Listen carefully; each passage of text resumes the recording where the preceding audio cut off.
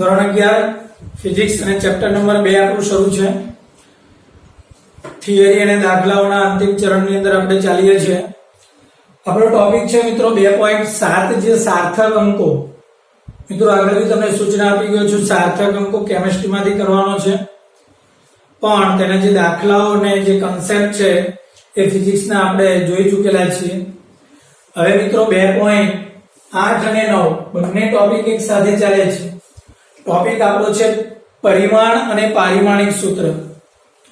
કોઈ પણ ભૌતિક રાશિના પરિમાણ કોને કહેવાય અને પારિમાણિક સૂત્ર કોને કહેવાય, અગત્યનો ટોપિક છે, કેમ કે 12મા ધોરણ સુધી તમે ભણશો, અભ્યાસ કરશો, એ દરમિયાન સતત નવી ભૌતિક રાશિઓના સંપર્કમાં તમે આવશો અને દરેક ભૌતિક રાશિના પારિમાણિક સૂત્ર બનાવવા પડશે, યાદ નથી રાખવાના। હા, કેટલીક ભૌતિક રાશિઓ એવી છે કે જેના પારિમાણિક સૂત્ર યાદ રાખી શકાય, પણ બધાના યાદ નહીં રાખી શકાય।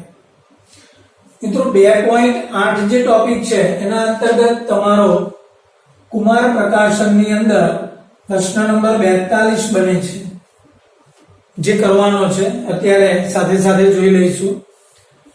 અને ટોપિક નંબર 2.9 છે એની અંદર તમારો પ્રશ્ન બને છે 43, પણ મિત્રો આ પ્રશ્ન નથી કરવાનો, આ પ્રશ્નની અંદર તમને એક કોષ્ટક આપેલું છે જેમાં 1 થી લઈને 144 ભૌતિક રાશિઓના પારિમાણિક સૂત્ર આપેલા છે। એ પારિમાણિક સૂત્રમાં પણ હું જે અહીંથી તમને કહું છું એ જ પારિમાણિક સૂત્ર તમારે કરવાના રહેશે। આવી વાત સમજમાં? ઓકે, તો સમજીએ પરિમાણ એટલે શું અને પારિમાણિક સૂત્ર એટલે શું। તો મિત્રો આપણી પાસે ભૌતિક રાશિઓ બે પ્રકારની છે, એક સાધિત અને બે મૂળભૂત। આ જે સાધિત છે એ ઓવરઓલ બને છે શેમાંથી? મૂળભૂતમાંથી। હવે આ મૂળભૂત ભૌતિક રાશિઓ કેટલી? તો કે દળ, લંબાઈ, સમય, વિદ્યુત પ્રવાહ, તાપમાન, દ્રવ્યનો જથ્થો,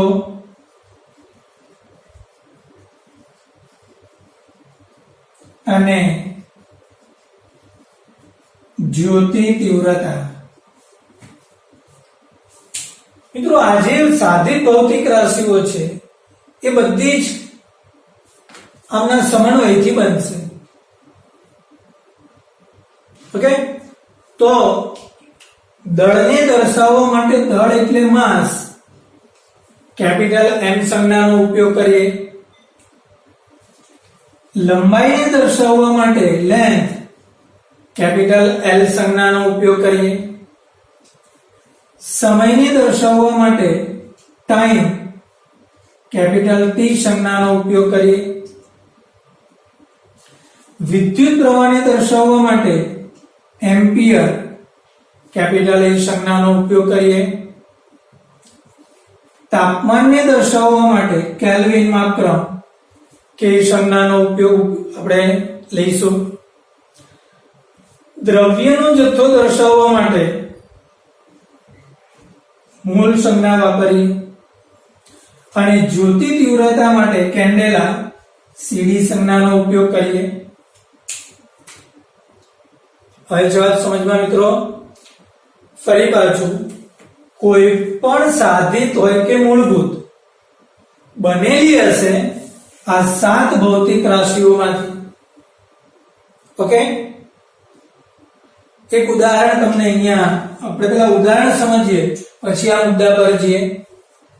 દાખલા તરીકે હું તમને એમ કહું મિત્રો કે क्षेत्रफळ। तो मित्रों क्षेत्रफळ कोने कहेवाय? तो के लंबाई गुणिया पહોળાઈ થશે।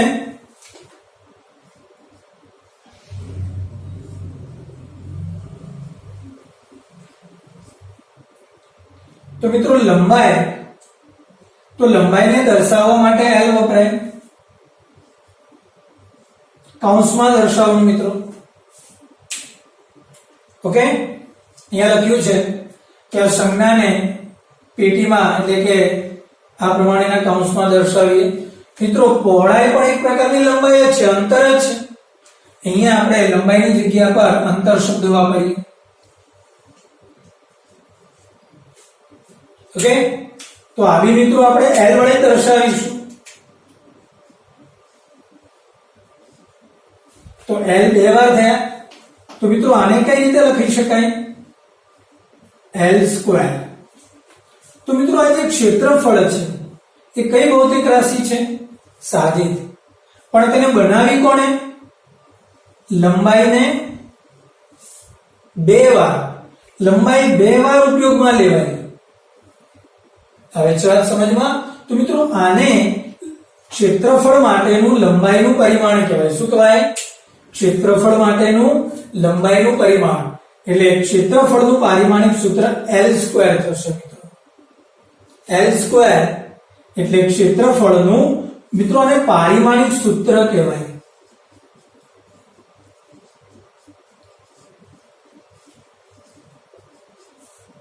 અને આ જે બે છે તેને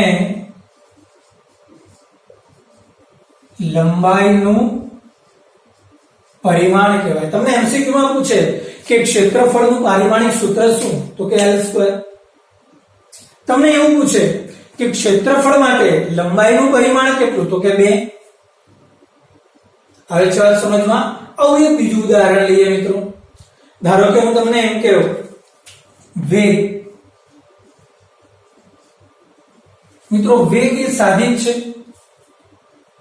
તો સાદિતને મૂળભૂતમાં ફેરવીએ। કેવી રીતે ફરશે? તો કે વેગ બરાબર અંતરના છેદમાં સમય। તો શું થયું મિત્રો? અંતર એટલે l થયો, અંતર એટલે l, છેદમાં સમય, સમય એટલે t થયો। તો મિત્રો આનું પારિમાણિક સૂત્ર શું થયું? તમે આ રીતે લખી શકો L1, આ t ઉપર જાય મિત્રો તો આ t - 1 થાય। તો તમે આ રીતે લખી શકો L1 t - 1। તો કોઈ પૂછે કે વેગનું પારિમાણિક સૂત્ર, મિત્રો આ પારિમાણિક સૂત્ર થયું। વેગનું પારિમાણિક સૂત્ર શું? તો કે L1 t - 1 અને એ વેગમાં લંબાઈનું પરિમાણ 1 અને સમયનું પરિમાણ -1 થયું। હવે વાત સમજમાં? તો હવે આપણે જરા મુદ્દાની ચર્ચા કરીએ મિત્રો। કોઈ પણ ભૌતિક રાશિને તેના પરિમાણ વડે દર્શાવી શકાય છે। આ ભૌતિક રાશિ છે તો તેના પરિમાણ વડે દર્શાવી શકાય। આ ભૌતિક રાશિને 7 મૂળભૂત ભૌતિક રાશિ વડે દર્શાવી શકાય। અને દર્શાવવા માટે કેટલી રાશિનો ઉપયોગ કર્યો? 2। મતલબ કે આમાં બીજી 7 નથી, છે પણ એના પરિમાણ 0 છે। તમે આ રીતે લખો, જો આના માટે આ રીતે લખી શકો m તો કે નથી તો 0, l છે તો કે 1, t છે -1, પછી એમ્પિયર નથી તો 0, તાપમાન 0, મોલ 0, કેન્ડેલા 0। હવે વાત સમજમાં? પણ દરેક વખતે આ 0 વાળા પદ લખવા જરૂરી નથી, એટલે તમે આ પદ નહીં લખો અને માત્ર આટલું લખો તો તેનું પારિમાણિક સૂત્ર m0l1 t - 1 થશે। મોટા ભાગે આ 7 પૈકી અગત્યની એવી આ 3 છે, એટલે આપણે mlt ની ઘાત વડે દર્શાવીશું. જરૂરી તો ગણિત સાથે સાથ છે, પણ લગભગ બધી ભૌતિક રાશિઓમાં બેઝિકલી વપરાતી હોય એવી આ 3 છે: દળ, અંતર અને સમય. એટલે mlt ની ઘાતના સ્વરૂપમાં આપણે દર્શાવીશું. હવે છે વાત સમજમાં? ઓકે, તો આ મૂળભૂત ભૌતિક રાશિઓની સંજ્ઞા એ નીચે મુજબ છે. એટલે કે આ આપણે લખી: દળ m, અંતર l, સમય t, પ્રવાહ એમ્પિયર a, તાપમાન k, દ્રવ્યનો જથ્થો મોલ અને જ્યોતિ તીવ્રતા cd. તો આ સંજ્ઞાને એ તમે બોક્સની અંદર દર્શાવશો અને તેના પર જે ઘાત લાગે છે તેને શું કહીશું મિત્રો? પરિમાણ તરીકે ઓળખીશું. અને આ જે સૂત્ર બન્યું તેને પારિમાણિક સૂત્ર તરીકે ઓળખવામાં આવે છે. બોલો, આવે છે વાત સમજમાં? અહીંયા એક તમે ઉદાહરણ ક્ષેત્રફળનું આપો, એક ઉદાહરણ તમે વેગ માટેનું આપી દો, તો તમારો પ્રશ્ન થઈ ગયો 42મો અહીંયા પૂરો, અને ટોપિક નંબર 2.8b આની અંદર આવી ગયો. થઈ છે વાત ક્લિયર? ઓકે, હવે આપણે સાથે સાથે 2.9 ટોપિક મિત્રો અહીંયા 43મો પ્રશ્ન નથી કરવાનો, પણ આ પ્રશ્નની અંદર તમને જે કોષ્ટક આપેલું છે એ કોષ્ટકમાં 1 થી લઈને 144 ભૌતિક રાશિ આપી છે. આ બધી તમને નહીં આવડે, કેમ કે મોટા ભાગની ભૌતિક રાશિઓ 12મા ધોરણમાં આવશે. જેમ જેમ આપણું સિલેબસ આગળ વધશે તેમ તેમ નવી નવી ભૌતિક રાશિઓના સંપર્કમાં તમે આવશો. સંપર્કમાં આવશો એટલે તેનું સૂત્ર તમને આવડશે, અને એ સૂત્ર આવડશે પછી તમે તેનું પારિમાણિક સૂત્ર બનાવી શકો. દાખલા તરીકે આ વેગ છે, આ સૂત્ર તમને ન આવડતું હોય તો તમે એનું પારિમાણિક સૂત્ર નહીં બનાવી શકો. તો તમારી પાસે 144 ભૌતિક રાશિ, આમાંથી 70% નહીં 80% ભૌતિક રાશિઓ તો એવી છે જે તમે સાંભળી પણ નહીં હોય, તો એના સૂત્ર તો તમને ઓબ્વિયસલી ખ્યાલ જ નહીં હોય, તો પારિમાણિક સૂત્ર તમે નહીં બનાવી શકો. તો અહીંથી હું તમને એવી ભૌતિક રાશિ આપું છું જે તમે જાણો છો, અને આટલી જ ભૌતિક રાશિઓના પારિમાણિક સૂત્ર તમારે કરવાના છે. ઓકે, બાકી 144 12મું ધોરણ પૂરું થશે એટલે 144 ઓટોમેટિક રીતે પૂરી થઈ જશે. ક્લિયર? શરૂ કરીએ તો આપણે શરૂઆત કરીએ આપણે દાખલા તરીકે દળ. તો મિત્રો દળનું પારિમાણિક સૂત્ર મારે શું આપવું? સિમ્પલ,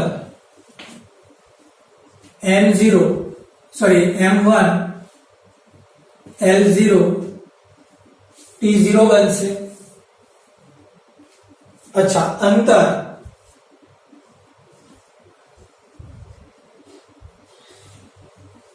તો અંતરનું પારિમાણિક સૂત્ર શું બનશે? m0 L1 T0 બનશે. ચાલો સમયનું પારિમાણિક સૂત્ર બનાવીએ.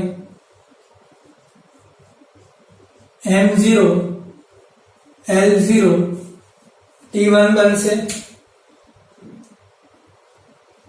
ઓકે, ચાલો ત્યાર પછી ક્ષેત્રફળ.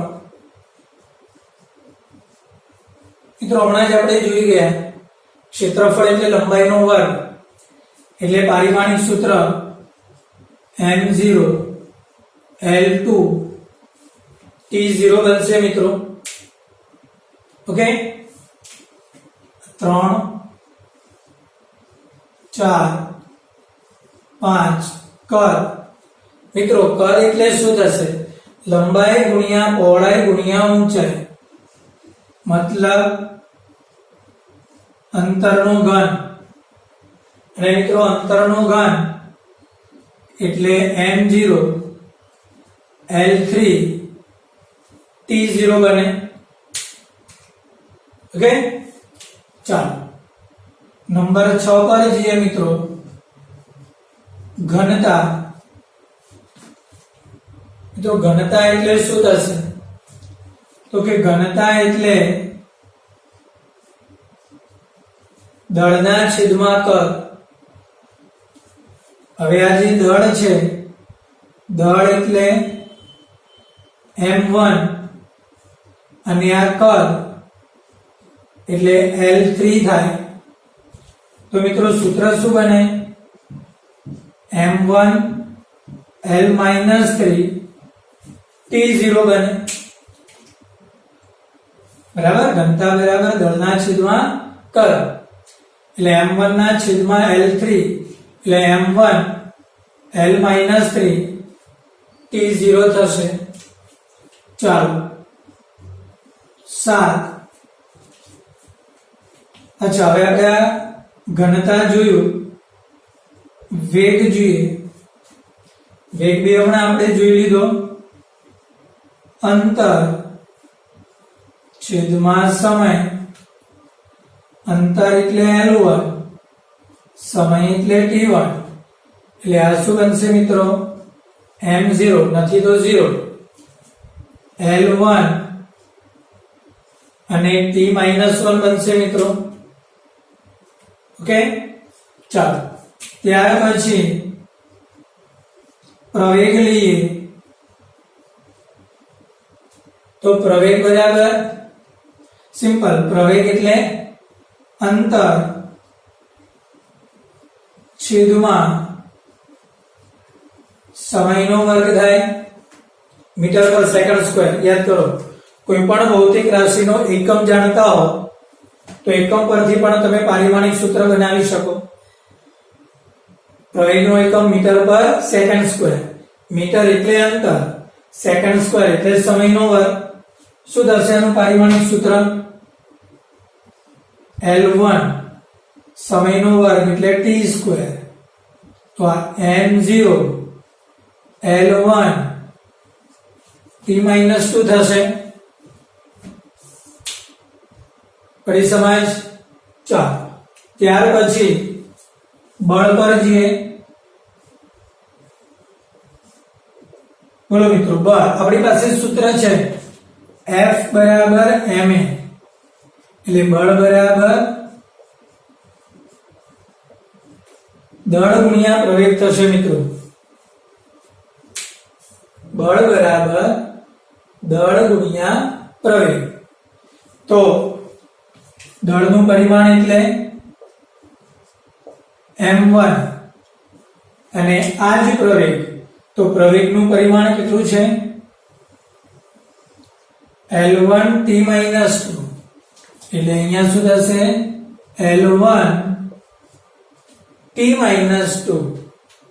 એટલે બળનું પારિમાણિક સૂત્ર થશે m1 L1 T-2. ક્લિયર? ચાલો ત્યાર પછી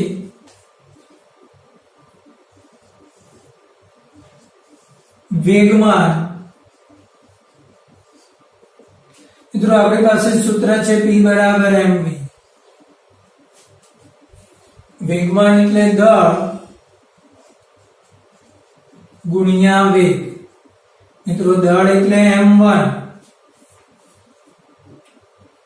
ઓકે, ચાલો વેગ એટલે છે અહીંયા આપણી પાસે L1 T-1.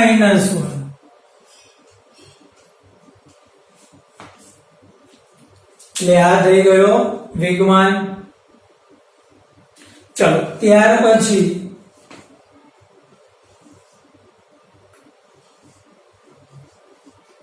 ઊર્જા. આ ઊર્જા એટલે શું? ઊર્જા એટલે આપણી પાસે સૂત્ર છે, યાદ કરો. ઊર્જાનું જે સૂત્ર એ આપણી પાસે કંઈક આ રીતે થાય, W બરાબર કાર્ય અને કાર્ય એ જ ઊર્જા થશે. ઓકે, હવે આ કાર્ય જે ઊર્જા છે એ કેવી રીતે મળે? જો આપણી પાસે ઘણા બધા સૂત્ર છે. ma ગતિ ઊર્જાનું સૂત્ર, કે તરીકે આપણે ઓળખીએ તો 1/2 mv² થાય। મિત્રો ઊર્જા બોલો કે કાર્ય બોલો?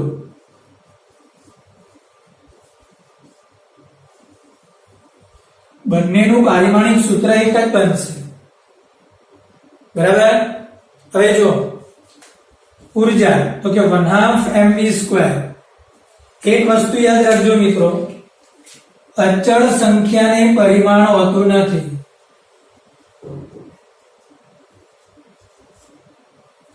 તો શું આવ્યું? દળ। અને આ તો કે વેગનો વર્ગ। ફરી પાછું શું થયું? દળ ગુણ્યા વેગનો વર્ગ। ઓકે, તો દળનું પારિમાણિક સૂત્ર m1। અચ્છા, વેગ એટલે કેટલું છે? L1t - 1। મિત્રો તેનું સ્ક્વેર છે જો। ઓકે, તો હવે આ સ્ક્વેર તો બંનેને લાગશે, તો શું થશે સૂત્ર? m1 L2 t - 2। એટલે ઊર્જા બોલો કે કાર્ય બોલો, તેનું પારિમાણિક સૂત્ર શું બનશે? m1 L2 t - 2। પછી મિત્રો આ જે ઊર્જા છે તો આની અંદર ગતિ ઊર્જા, સ્થિતિ ઊર્જા અને યાંત્રિક ઊર્જા, એ ત્રણ ઊર્જા આવી ગઈ। કોઈ તમને એવું પૂછે કે ગતિ ઊર્જાનું પારિમાણિક સૂત્ર, તો એ આ જ આવે। કોઈ તમને એવું પૂછે સ્થિતિ ઊર્જાનું પારિમાણિક સૂત્ર, તો પણ એ આ જ આવે। કોઈ પૂછે યાંત્રિક ઊર્જાનું પારિમાણિક સૂત્ર, તો પણ એ આ જ આવે। કોઈ પૂછે કાર્યનું પારિમાણિક સૂત્ર, એ પણ આ જ આવે। બોલો, હવે છે વાત સમજમાં? ક્લિયર? ઓકે, ચાલો ત્યાર પછી આગળ વધીએ। આપણે 9 જોયો, હવે 10। પાવર અથવા કાર્ય ત્વરા। મિત્રો આનું સૂત્ર આવશે કાર્યના છેદમાં સમય।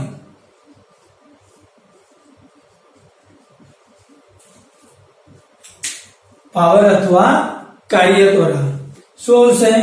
કાર્યના છેદમાં સમય। ઓકે, તો કાર્યનું પારિમાણિક સૂત્ર શું છે આપણી પાસે? પાવરની સંજ્ઞા p આવશે મિત્રો, તો આ p નું પારિમાણિક સૂત્ર બરાબર કાર્ય તો આ છે જ m1 L2 t - 2 છેદમાં સમય। સમય એટલે t1। તો મિત્રો આ t1 ઉપર જાય તો t - 3 થશે, તો શું બનશે? m1 L2 t - 3। બોલો મિત્રો, આવી વાત સમજમાં? ઓકે, પાવર એટલે કાર્યના છેદમાં સમય। આ થયું કાર્યનું પારિમાણિક સૂત્ર અને આ થયું સમયનું, એટલે m1 તો બેઠો જ, L2 તો બેઠો જ, પણ આ t1 છે ઉપર જશે એટલે t - 3 થશે। ઓકે, તો આ 10 બેઝિક પારિમાણિક સૂત્ર થયા। વધી આગળ। ઓકે, તો ત્યાર પછી છે બળનો આઘાત। મિત્રો સૂત્ર થશે બળનો આઘાત બરાબર બળ ગુણ્યા તે બળ લાગવા માટેનો સમય। ઓકે, ચાલો તો બળનું પારિમાણિક સૂત્ર શું લખીશું મિત્રો? બળનું પારિમાણિક સૂત્ર m1 L1 t - 2 અને સમય એટલે ફરી પાછો t1, એટલે સૂત્ર બનશે મિત્રો m1 L1 t - 1। ફરી પાછું બળનો આઘાત એટલે બળ ગુણ્યા તે બળ લાગવા માટેનો સમય। બળનું પારિમાણિક સૂત્ર m1 L1 t - 2 અને સમય એટલે t1 m1 L1 t - 1। Okay, ત્યાર પછી છે મિત્રો દબાણ અથવા પ્રતિબળ। મિત્રો દબાણનું સૂત્ર થશે બળના છેદમાં ક્ષેત્રફળ। એકમ ક્ષેત્રફળ દીઠ લંબરૂપે લાગતા બળને દબાણ કહેવાય। ઓકે, તો આનું પારિમાણિક સૂત્ર બનાવીએ આપણે। બળનું પારિમાણિક સૂત્ર m1 L1 T-2। ચાલો છેદમાં ક્ષેત્રફળ, ક્ષેત્રફળ એટલે હમણાં જ આપણે જોઈ ગયા L2। ઓકે, શું થશે જો m1 મિત્રો L2 ઉપર જાય તો L-2 એટલે 1 - 2 એટલે L-1 અને આ થયો T-2। ચાલો હવે છે વાત સમજમાં। તો આ થયું દબાણ અથવા તો પ્રતિબળનું પારિમાણિક સૂત્ર। ઓકે, ત્યાર પછી વિદ્યુત ભાર।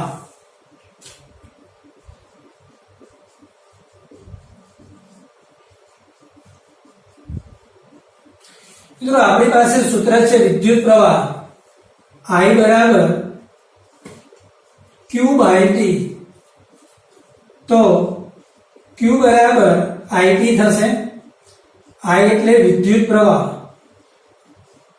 અને T એટલે સમય। તો બોલો મિત્રો, આ વિદ્યુત પ્રવાહને દર્શાવવા માટે હમણાં જે આપણે 7 ભૌતિક રાશિ લખેલી હતી તે પૈકી પ્રવાહ માટે આપણે શું લખતા હતા? એમ્પિયર એટલે A1 અને સમય માટે T1। તો મિત્રો આનું પારિમાણિક સૂત્ર શું થયું? m0 L0 T1 A1। આ રીતે ક્રમમાં લખાશે। પહેલા m લખાશે, પછી L, પછી T અને પછી A। એટલે m0 થયું, L0 થયો, T1 થયો અને A1 થયો। એક અપવાદ છે મિત્રો, કોઈક જગ્યા પર આને જ મૂળભૂત ગણેલું છે તો સીધો જ Q વાપરેલો છે, તો તમે આવી રીતે લખી શકો m0 L0 T0 Q1। તમને પ્રશ્નમાં પૂછે કે પારિમાણિક સૂત્ર Q ના સ્વરૂપમાં લખો તો આ રીતે લખાય। તમને એવું પૂછે કે પારિમાણિક સૂત્ર પ્રવાહના સ્વરૂપમાં લખો તો આ રીતે લખાય। અને જો કંઈ ઉલ્લેખ ન કરેલો હોય તો માત્ર ને માત્ર આ જ રીતે લખવું। ફરી પાછું, જો ઉલ્લેખ કરેલો હોય કે Q ના સ્વરૂપમાં લખો તો જ આ રીતે લખાય, બાકી આ જ રીતે લખવાનું થશે। તો મિત્રો આ પારિમાણિક સૂત્ર કોનું થયું? વિદ્યુત ભાર માટે। ઓકે, ચાલો હવે ત્યાર પછી વિદ્યુત પ્રવાહ માટે। હવે વિદ્યુત સ્થિતિમાન એટલે કે V, જેનો એકમ વોલ્ટેજ છે, એકમ વોલ્ટ છે જેને આપણે વોલ્ટેજ તરીકે ઓળખીએ। મિત્રો તેનું એક સૂત્ર છે W બરાબર VQ।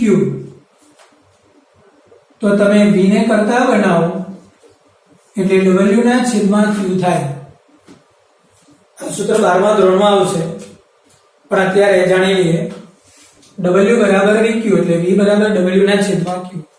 अच्छा, W એટલે કાર્ય અને Q એટલે વિદ્યુત ભાર। મિત્રો કાર્યનું પારિમાણિક સૂત્ર હમણાં જ આપણે જોઈ ગયા। શું હતું? m1 L2 T-2। ઓકે, ચાલો છેદમાં વિદ્યુત ભાર। તો વિદ્યુત ભારનું તો અહીંયા રહ્યું શું છે? T1 A1। તો ફાઇનલી શું થશે જો m1 L2 t-3 a-1 થશે જો આ ઉપર જશે એટલે આ -3 અને આ a-1 થશે તો મિત્રો આ વિદ્યુત સ્થિતિમાનનું પારિમાણિક સૂત્ર થયું ઓકે અને છેલ્લું એક પારિમાણિક સૂત્ર જોઈ લઈએ અવરોધનું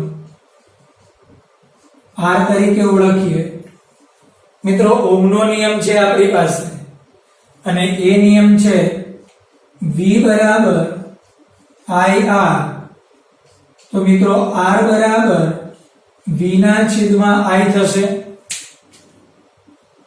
તો મિત્રો V નું પારિમાણિક સૂત્ર શું છે આપણી પાસે આ V નું પારિમાણિક સૂત્ર m1 L2 t-3 a-1 છેદમાં I એટલે a1 થશે તો મિત્રો a1 ઉપર જશે એટલે a-2 થશે તો પારિમાણિક સૂત્ર શું બન્યું m1 L2 t-3 a-2 મિત્રો તમારી બુકમાં જે ટોપિક નંબર 2.9 છે એનો પ્રશ્ન નંબર 43 નથી કરવાનો તમારે માત્ર જે 144 ભૌતિક રાશિ આપી છે એ પણ નહીં અહીંયા મેં જે તમને જેટલી ભૌતિક રાશિ કરાવી તે બધી જ ભૌતિક રાશિઓના પારિમાણિક સૂત્ર તમારે DT ની અંદર 5-5 વાર લખીને મોઢે કરી કાઢવાના થાય છે આઈ થિંક લગભગ 15 થી 17 જેટલા પારિમાણિક સૂત્ર આપણે જોયા એ બધા જ તમને મોઢે હોવા જોઈએ હવે વાત સમજમાં તમારે કોષ્ટકમાં માત્ર 17 જ પારિમાણિક સૂત્ર લખવાના છે એ પણ 5-5 વાર અને મોઢે કરવાના છે અને બીજો પ્રશ્ન નંબર 42 લખવાનો છે ઠીક છે તો આજનો લેક્ચર અહીંયા આપણે પૂરો કરીએ નેક્સ્ટ લેક્ચર માટે ફરી પાછા મળીશું